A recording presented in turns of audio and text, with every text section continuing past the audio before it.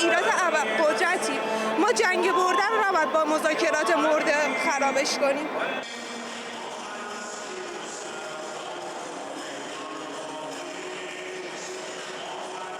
الان هم که علم دست آقا سید مجتبی هست، قطعا خیلی ابرقدرت تره. ما اون موقع تو زمان جنگ 8 ساله نه موشکی داشتیم نه چیز خاصی داشتیم، ولی الان میبینیم که ما روبروی ابرقدرت جهان وایسادیم و این ابرقدرت پوشالی رو از بین بردیم.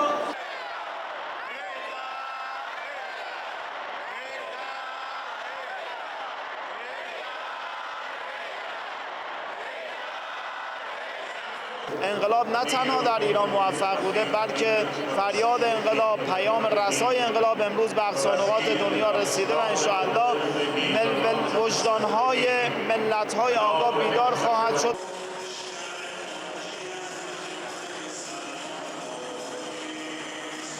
همه دوست دارن زودتر کار تموم بشه و اسرائیل رو نابود کنن. اینقدر مردم نترس، شجاع و واقعا مقاومن و ایستادن، چیزی که رهبر شهیدمون به ما یاد داد.